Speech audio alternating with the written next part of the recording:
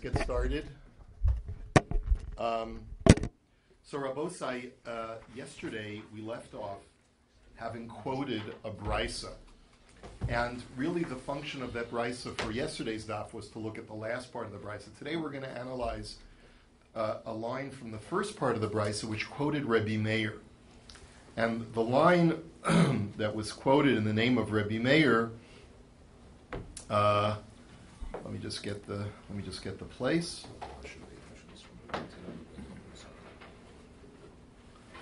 Okay. Kol erva shebeistin shel Yisrael memisin aleha ben Noach muzar aleha. The Rabbi Meir is quoted as saying that any forbidden erva for which the penalty is death for Yisrael, as prescribed by the Torah, is prohibited for a Gentile. For Gentile is not allowed to, that's called incest for a Gentile as well.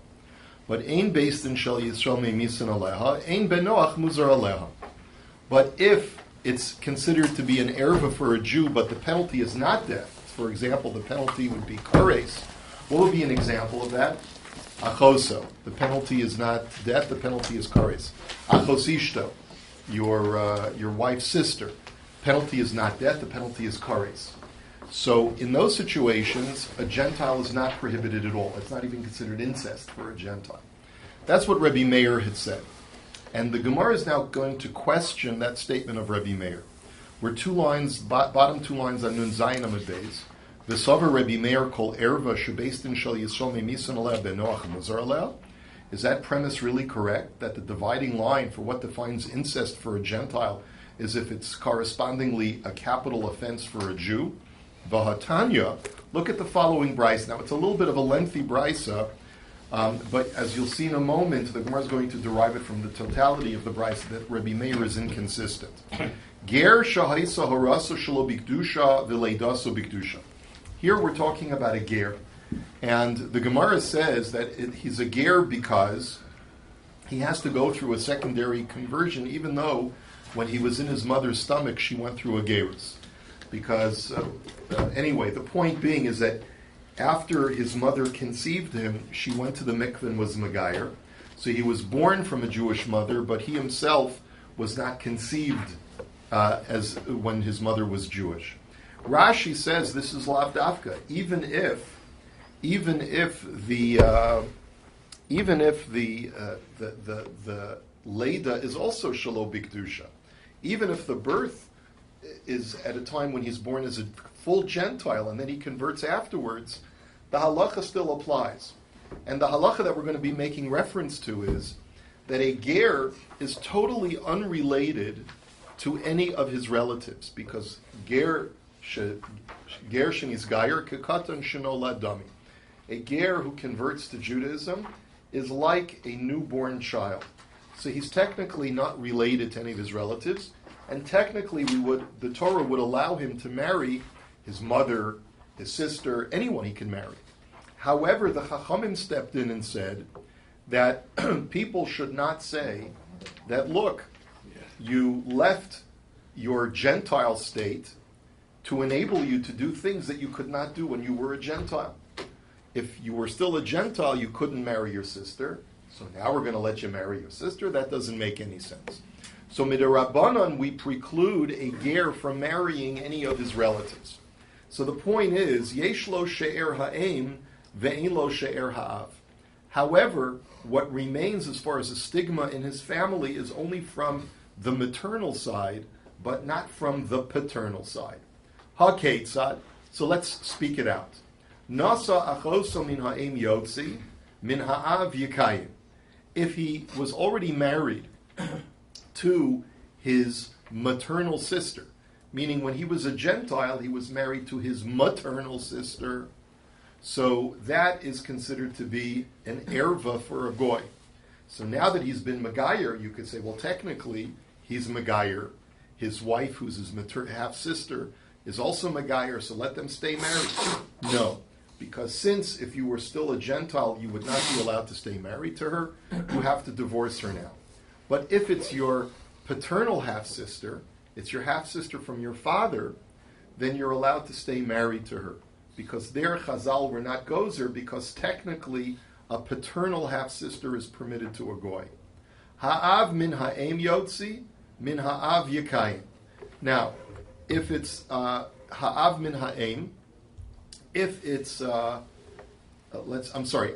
ha'av min ha'em, if it's your aunt, it's your father's sister, but it's your father's maternal sister, half-sister, so then there too you can't stay married because the connection, even though it's through your father, is a maternal fatherly connection.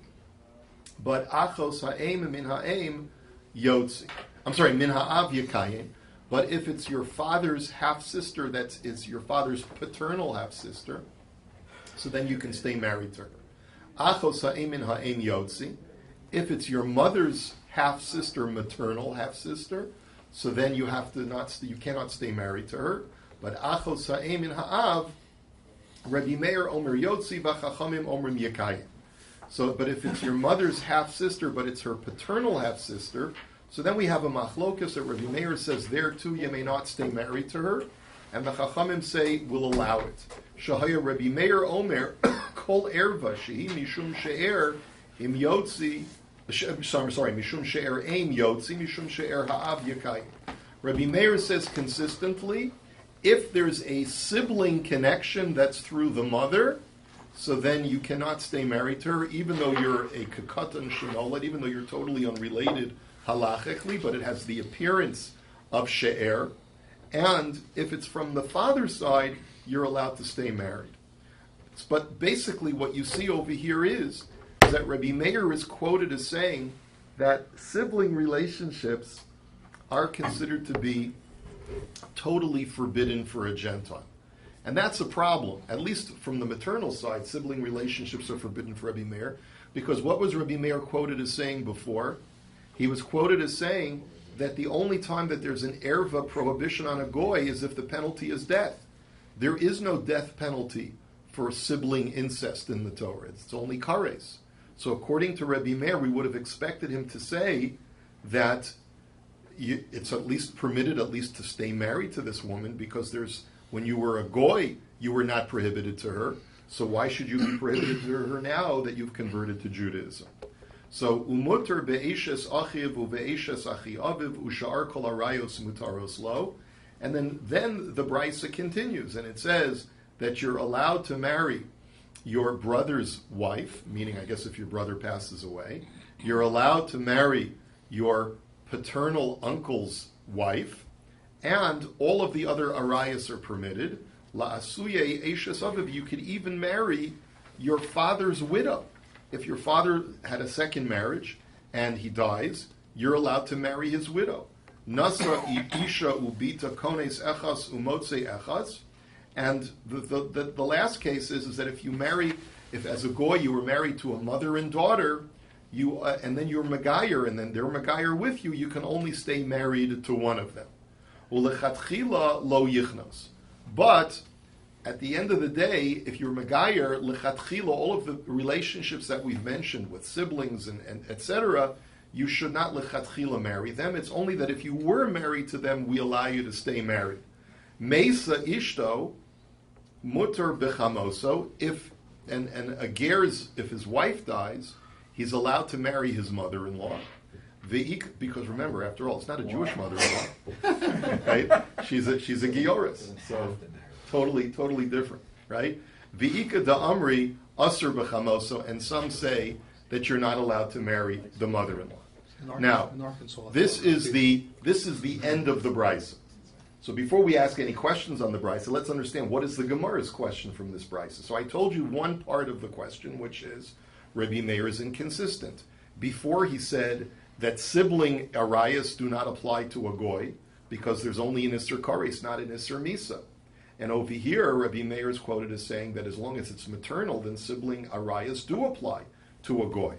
Rashi tells us the second part of the question as well.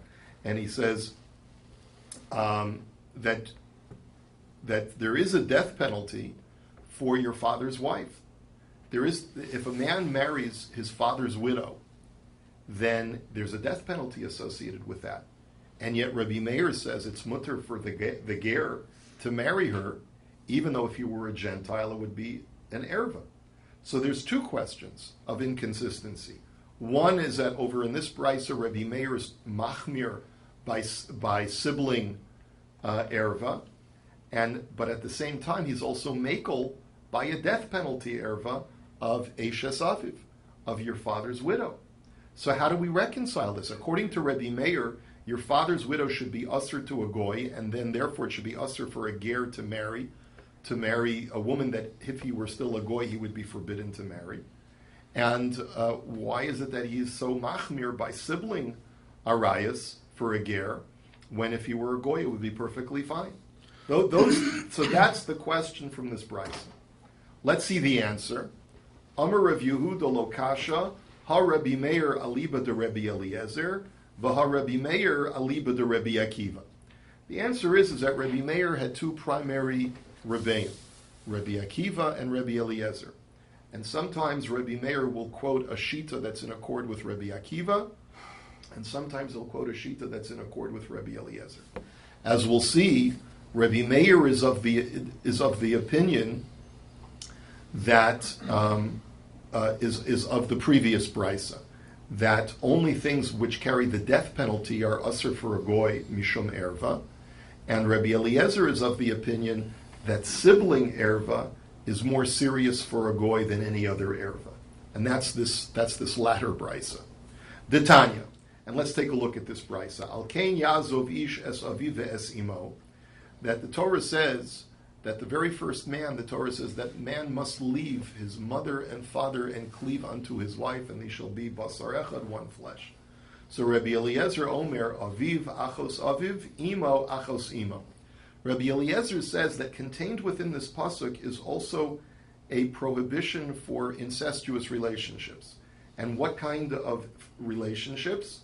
So a man leaves his father, meaning that he can't have anything to do with his father's female relative, his father's sister. And when it says he leaves his mother, it means he can't have anything to do with his mother's siblings. So Rabbi Eliezer places emphasis on sibling connection as being the primary incestuous relationship for a goy. And Rabbi Akiva Omer, aviv eshes, aviv imo mamish. Rabbi Akiva says no. What the Torah is saying is that you cannot marry your father's wife, and you cannot marry your mother. So those are the relationships that the Torah is most cautious about and most prohibitive about. And so therefore, that's Bryce is consistent with the previous, which says that if it carries the death penalty for a Jew, it's forbidden for a goy. So the Brisa continues and it says as follows: V'davak v'lo bezacha, that everyone agrees that when it says you shall cleave unto your wife, the word v'davak means that it's to the exclusion, it's prohibiting homosexual relationships. And the reason is, Rashi says very interesting, devekos means, by definition, where both parties that are involved in the act of intimacy are gratified. But if only one party is gratified, that's not called cleaving unto each other. And in a homosexual act, one party is gratifying himself where the other party is just allowing the other party to gratify himself. It's not mutual. And bi'ishto v'lo be'eshes chavero, and with you shall cleave to your wife. Your wife excludes being allowed to take someone else's wife. It precludes adultery. V'hayulu v'asar echad, they shall be one flesh. So here the Gemara learns that it means that they should be able to create one flesh. That misha nasim basar echad yatsu behema v'chaya she'nasim basar echad. And this is therefore to the exclusion of bestiality, which is also prohibited in this pasuk, because, like Rashi learns, you cannot procreate from an animal relationship. Okay, that's the conclusion of the brisa. Now we're going to analyze both Rabbi Eliezer and Rabbi Akiva. Amar ma, Rabbi Eliezer Omer, aviv, achos aviv. So Rabbi Eliezer had said that what is the word that a man shall leave his father? It means he shall leave his father's female sibling, his father's sister. So ema aviv mamish. Maybe it means that the Torah is telling you can't have relations with your father. Maybe that's what it means. No, hainu b'davak v'lo b'zacher, but that's already covered from the word b'davak, which means you can't have a homosexual relationship. But ema eshes aviv, maybe it's to the exclusion of your father's wife, not your father's sister. But hainu bi'ishto v'lo be'eshes chaver, but that's already covered with the prohibition of adultery. So I already know that any married woman is forbidden. So, but emalachar misa. But maybe it means you can't marry your father's widow after he dies. Maybe that's what the pasuk means. So, dumya di'imo. Ma'imo delav ishus. Af aviv delav ishus. So the answer is, go and look at the mother. The Torah says, leave your father and your mother. When it talks about your mother, it's not talking about someone who's connected to your mother through marriage. And therefore, when it's talking about your father, it can't be talking about someone who's connected to your father through marriage, your father's widow. It therefore must be talking about a blood relative of your father, i.e. your father's sister. And imo, achos imo. And similarly, now we look at the mother. It says you leave your mother, which refers to your mother's sister. But ve'ema imo mamish. Why don't you say you have to leave your mother, meaning you can't be married to your mother? So haino beishto v'lo be'ishes chaver, because your mother's already a married woman, and therefore she's covered by adultery. Ve'ema la'achar misa. But maybe it means when your mother becomes a widow. The Torah is telling you can't marry her. Dumya da'avid. So the answer is because it's the Torah is connecting father to mother. Ma'aviv dalav mamish, af imo dalav mamish. Just like your father, the Torah is not telling you you cannot marry your father. So too, the Torah is not telling you can't marry your mother. It must be referring to someone who's related to your mother, and that's how we know it's your mother's sister. So that's how Rabbi Eliezer learns the pasuk. And remember, the point of this exercise is to observe that according to Rabbi Eliezer, sibling connections is what the Torah is most makbid on. And Rabbi Akiva Omer, the whole limud of adultery, isn't it fairish from the Saras Adibus? I mean, this is for Goyim. This is for Bnei Noch. Rabbi Akiva Omer, Aviv Eshes Aviv. Rabbi Akiva says, how do I know that? What is the word Aviv? It refers to your father's wife. Ve'ema Aviv Mamish. Maybe it means Mamish, your father. You can't have a relationship. Hainu v'dovak v'lo b'zachar, but that's covered by Mishkav Zachar, homosexuality. Ihachi Eshes Aviv Nami. Hainu v'ishto v'lo b'eshes chaver. Well, if that's the case, then say that your father's wife is also covered by adultery. So la'achar misa. No, we're talking about your father's widow, right? So the Gemara now says imo mamish. So then Rabbi Akiva was saying that when the Torah says leave your mother, it means leave your mother literally. You cannot be associated relationship with your mother. So hainu beishto v'lo be'ishes chaver, but your mother's married, so isn't she covered by the prohibition of adultery? No, imo me anusa. So we're talking about where she's your mother, but she was never married to your father because they never got married. They just had a fling, extramarital fling. So that's why the Torah tells you that even though she's never married to your father, you're still not allowed to have a relationship with her because she's your mother.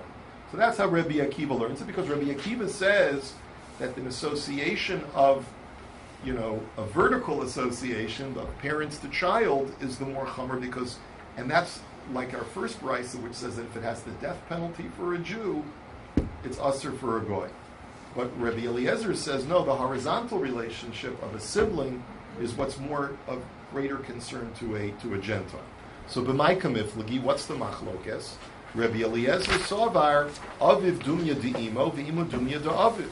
Lo mishkachas la ela ba'achva. Rabbi Eliezer looks at the psukim and it says when the Torah says you must leave your father and your mother, he says that the Torah must be equating the father to the mother in what it's trying to communicate as far as what is prohibited to me. And the only way that we can have something that's equal between the father and the mother is if it's the father's sister and the mother's sister. As we've walked through this exercise, we've seen that's the only way to say, when the Torah says leave your father and your mother, it's referring to a relative who is not connected through marriage and is not the person themselves, therefore it must be the sibling. And therefore Rabbi Eliezer says, it seems from the pasuk, that the Torah is most concerned about a sibling relationship. And for Rabbi Akiva, mutav le'ukmei be'ishes aviv de'ikri ervas aviv la'afuke achos aviv de'she'er aviv ikri ervas aviv lo ikri. And Rabbi Akiva says, I appreciate the hermeneutic logic that Rabbi Eliezer is expressing, but I have an overriding logical argument, which is, what is a closer relationship? The closer relationship is erva, which is from parents to child. And so therefore I say that the Torah is excluding a Gentile from his father's widow or from his mother, or from his father's anusa, his father's, the woman he had a relationship with, and his mother.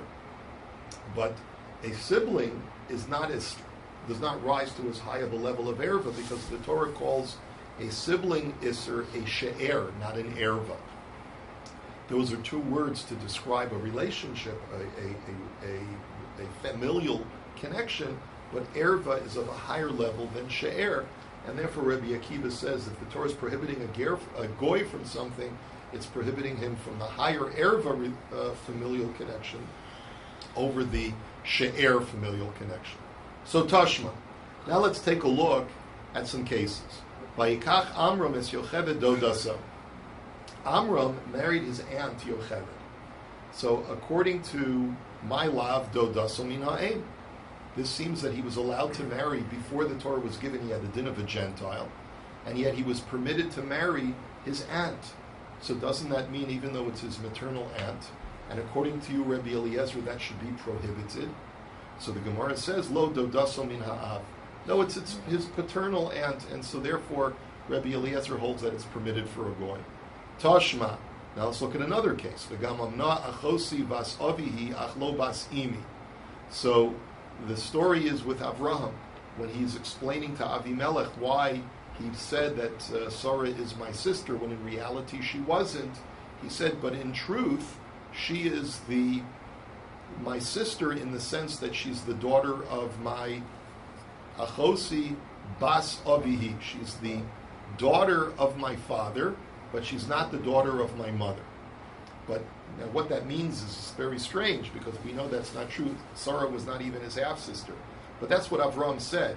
She's the daughter of my father and not the daughter of my mother. Michlal de Basa Emasura.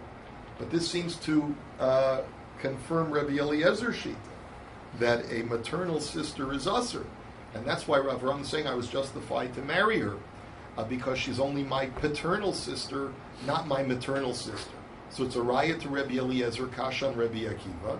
So the Gemara says, now wait a minute. V'tispera achoso havoi, bas achiv havai. Wait a minute. It wasn't Avraham's sister. It wasn't even his half-sister. It was his niece. It was Terach's brother's. It was his brother's daughter. Avram's brother had a daughter. Her name was Sarah, and he married her, right?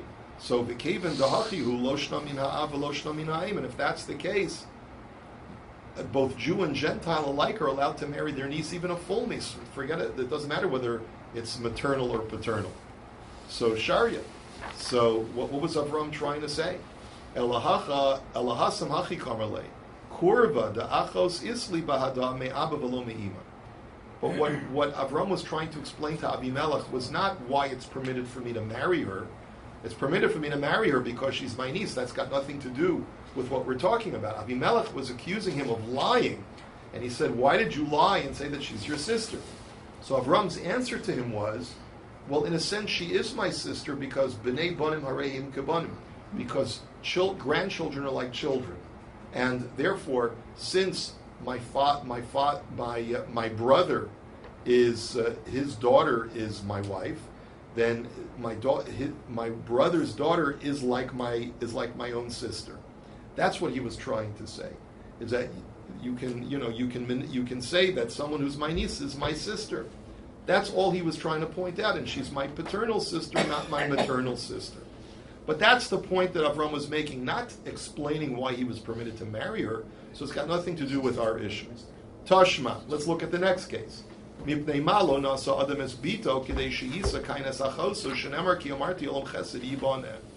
Brisa says that why is it that Adam did not marry his daughter that was born together with Cain? The answer is because if Adam would have married her, then Cain would not have been able to marry anyone. And Adam was given a directive, olam chesed yibana. The world must be built on chesed, which really means sort of like a double meaning. Number one, the Torah calls a brother and sister relationship chesed. So that Adam was told that no, Cain must build the world through his sister, and you do not build the world through your daughter.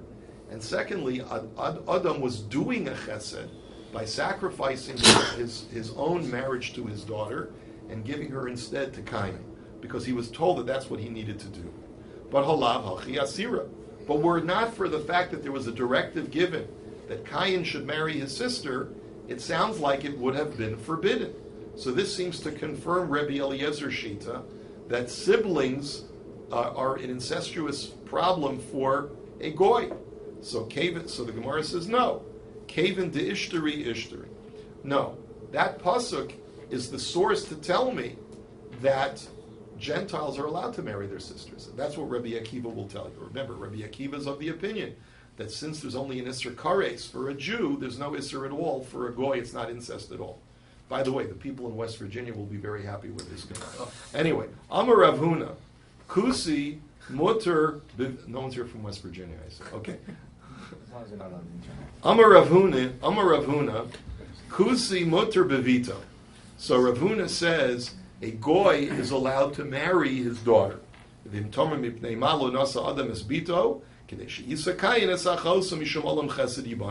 so you'll ask, then why didn't Adam marry his daughter? The answer is because he was given a directive of olam chesed yibana, which means he had to let Cain marry his sister. Ve'ikadami, others learned that Amar Rav Huna Kusi Aser Bevito, Teida Shelo Nasa Adam Esbito. Some say that Rav Huna said just the opposite, that a Goy is not allowed to marry his daughter, and the proof is that Adam did not marry his daughter, but rather gave her to Cain to marry. Velohi, Hasamaynu Tama Kedei She'isa Cain Asachos Mishum Olam Chesed Yibana. Concludes that Gemara that it's no raya from there, Rav Huna, because Adam was given a directive that the world must be built through chesed, which is a brother and sister, and not through a father and daughter. Amar Rav Chisda, Eved mutter be'imo u'mutter be'bito, Yatsa michlal kusi v'lil chalal Yisrael loba. So Rav Chisda says, working under the assumption that certain types of incest are forbidden for a goy, such as a son to a mother, he says, but if a person becomes a goy becomes an eved Kenani, becomes the eved possession of a Jew, he's allowed now to marry his mother. Why is that? In other words, let's say she becomes a shivcha Kenanis and he becomes an eved Kenani. The Adon is allowed to mate them together and they're allowed to have a relationship. Why? Because even though when they were goyim, they were not allowed to be married, but and normally we would say that we don't allow someone, even though he's a convert, and a convert's like a newborn child and therefore is not related to any of his blood relatives, but we say that the Chachamim word goes there that we wouldn't allow a person to say, oh, you converted to Judaism so that you could marry an erva. But in this case, he hasn't converted fully to Judaism, and therefore that takana does not apply. So he's allowed, therefore, he's no longer the same person, so he's allowed to marry his blood relatives that he couldn't marry as a goy, and there's no rabbinic ban on that because he's not a full-fledged Jew either. Ki asa Rav Dimi Amar Rabbi Elazar Amar Rabbi Chanina ben Noach sheyichid shivcha la'avdo u'ba'aleha nerag aleha. That Rabbi Chanina said, we learned this yesterday, that if a Gentile slave owner takes a shivcha, and he designates the shivcha to be the consort of his male eved, but then after he's designated her, he then decides to have intimacy with her himself, he has committed an act of taking or kidnapping, like we learned yesterday, and therefore he's put to death for that. So me'emas, at what point is she considered designated for his male eved? Amar Rav Nachman midakaru la revisa de planya. As soon as people start calling her the child of the master, meaning that she's considered to be the designated child of her master, who's going to be the consort of his male servant. Me'emas hatarasa, and when is she considered to be permitted no longer to be designated for that eved? Amar Rav Huna mishapara rosha b'shuk, once she uncovers her hair in the market, because even among Gentiles it was the common practice for women to cover their hair once they were designated as a wife for a male. But once she's allowed to now uncover her hair, that is a sign that she is no longer designated for the eved to be his consort, and therefore she's no longer. The master would no longer be subject to the death penalty if he takes her for himself. Rabbi, I just don't understand. Who is this girl? Sorry, what's the prohibition? A Gentile is the master, and he owns a male slave, and he owns a male slave, and he owns a male maid servant. Once he acquires the maidservant and designates her to be a consort for his male slave, and if he were to have a relationship himself, he'd be liable for the death penalty. Okay. Amar Rabbi Elazar, Amar Rabbi Chanina, ben Noach shabal ishto shelo kedar kachayev. A fascinating statement, very bizarre. He says that a Gentile who has anal intercourse with his wife is liable for the death penalty. Shenemar v'davak v'lo shelo kedarka.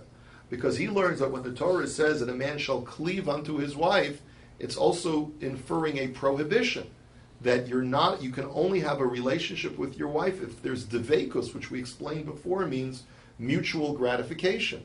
But anal intercourse is only where he's gratified and she's not, and therefore you violated the Torah, and therefore you get the death penalty.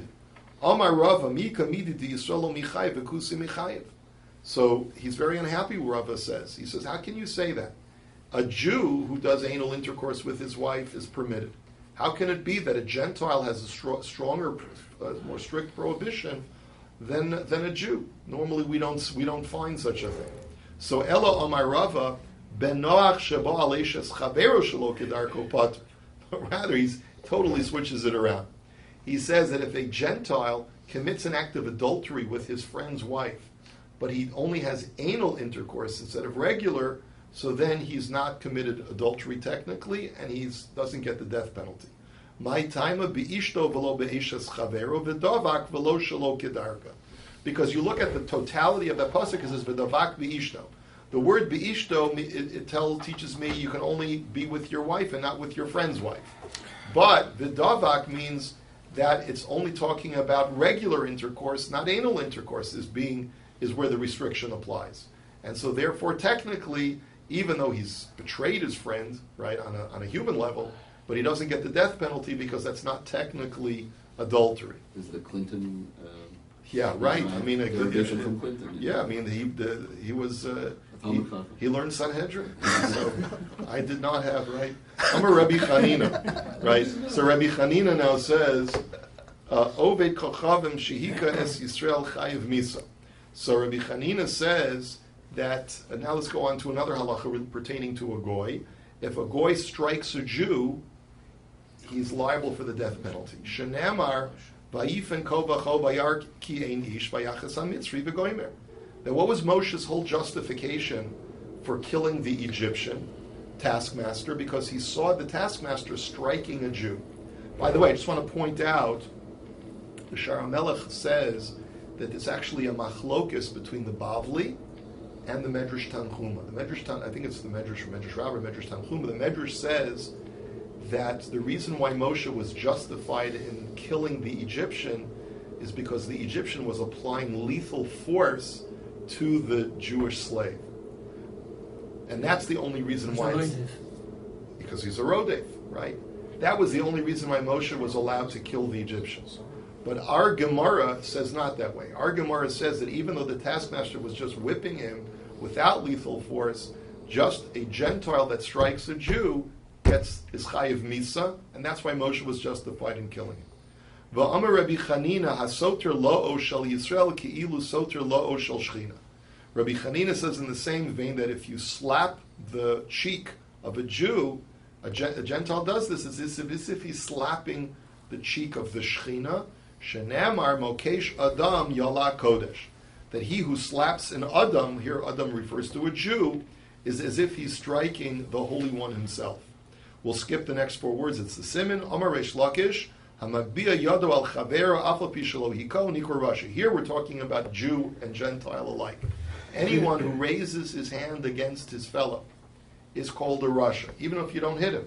The very fact that you're threatening violence makes you into a rasha. Shenamar vayomer lo rasha lama sakere echa. Lami hikisa lo nemar ela lama sake. Afal pi shelo hikahu nikra rasha. That when Moshe sees Dasan and Aviram fighting with each other, he says to the one of them, Rasha, wicked one, why would you strike your fellow? Not why have you stricken your fellow, but why would you strike your fellow? Meaning even though you haven't stricken him yet, you look like you're about to punch him in the nose, and that in itself makes you into a rush. Ze'eri Amar Rabbi Chanina, Nikrachota, you're also called the sinner. Shenamar v'im lo lakachti b'chazaka v'chasiv v'sehi chatas hanoarim gedola ma'od. These two psukim refer to the sons of Eli, who lived in the times of the Mishkan in Israel, and they were considered to be sinful. Why? Because they threatened people that if they were not given extra gifts of animal parts, they would take it forcibly. this is also, again, a threat of violence. It's like lifting up your hand against a person, and therefore you're called a sinner. Because that's what the pasuk calls them. Rav Huna Amar tikatzeitz yado shenemar v'zaro rama tishaver. Rav Huna says a person who threatens violence deserves to get his hand cut off, as it says that he whose hand is lifted up to commit violence shall be broken off. It's like a teacher and a parent, an exception here. What? A teacher or a parent who hits a child. Corporal punishment. That's the yeah. It's a well. That's an exception. It seems to be. It seems to be right. Rav Huna cuts yada. Rav Huna actually, shockingly, Rav Huna actually once cut off a criminal's hand in beit-din. And Rashi and Tosfos both say this is a person who was habitually violent. He went around beating up people in the neighborhood. So Rav Huna said the penalty for you is we're going to cut off your hand because you don't listen to the beit-din. You're just doing stuff like that, which is I've never. This is like one of the only places where we find such bodily mutilation as being something administered by a beit-din. It's quite shocking. Rabbi Eliezer Omer, Ein lo takana el kvura shemar v'izaro lo haaretz. Rabbi Eliezer says that no. He says the only punishment you can give someone who's violent is to put them in the ground. You need to give the beit-din has the discretion to execute people who they feel they cannot discipline properly. And how do we know this? Because it says that a man who's a strong arm belongs in the earth. In other words, that's the only way that you can get rid of him. Another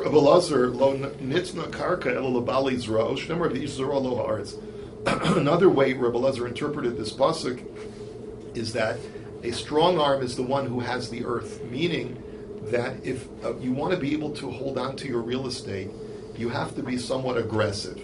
You have to have an aggressive personality. Because if you're too timid, you're too passive, eventually someone's going to come, encroach on your property, and you're going to say, would you mind, would you mind getting off my property, right? You must be Canadian. Yeah, you must be Canadian, right? So then you're never going to hold on to your real estate. It's never going to work. In other words, people are going to walk all over you. People are going to walk all over your property. You're never going to be able to hold on to it. So, v'amar Reish Lakish, mai dichsiv, oved admaso yispalechem.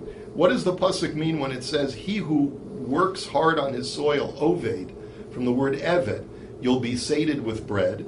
Im osa adam asmo ke'eved la'adama yispalechem, v'imlav lo yispalechem. When it comes to farming, if you make yourself into a slave of the land, and you work it day and night, every single day of the year, so then you'll eat bread.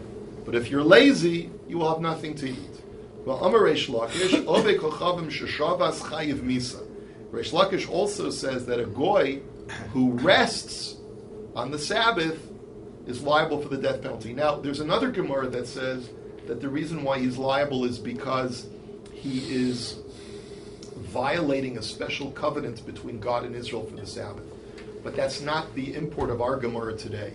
The issue over here is Shenamar v'yom v'layla lo yishposu, that God said to Noach that there's a motion that I've put into place for the world. Not only that the seasons have to continue moving, constantly be in motion, but also all of my creatures have to constantly be in motion. So if any Gentile who was not given a dispensation to rest on the Sabbath takes time off to rest, he's violating the law that every creature must always be in motion and must always be at work. Even if they rest on Sunday. And the fact that the Torah prohibits it for a Gentile means that if he doesn't fulfill that motion activity, he's liable for the death penalty. And Amar Ravina afilu sheni b'Shabbos. And this is true even if he rests on Monday or Tuesday or Wednesday.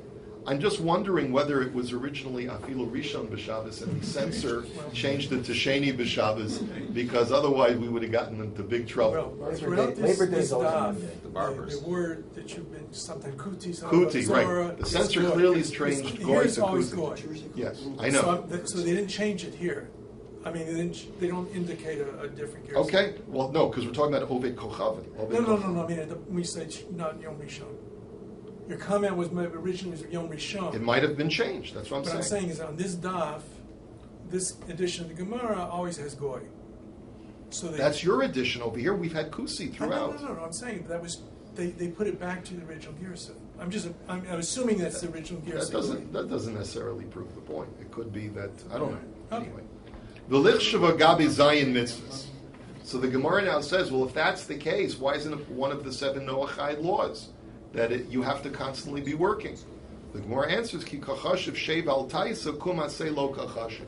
So the Gemara answers because the 7 Noachide laws are only thou shalt nots, not thou shalt. There's no thou shalt in the 7 Noachide laws. And therefore, since this is thou shalt work, not thou shalt not work, right? So therefore, it's not included. So the Gemara says, wait a minute. V'hadinin kum asehu b'kachashiv. So the Gemara says, but one of the 7 Noachide laws is established court systems, and that's a thou shalt, not a thou shalt not. So the Gemara answers, kum aseh v'shev al taisa ninu. Actually, setting up a court system is both a thou shalt and a thou shalt not, because implicit in thou shalt set up courts is thou shalt not execute perverse judgment. You shall not pervert the law. So since it's both a positive and a negative, it's included in the Shiva Mitzvahs Bnei Noach. But this, which is purely a kumasei, thou shalt always work, is not included. We'll hold it here for today. Have a wonderful day. Rabbi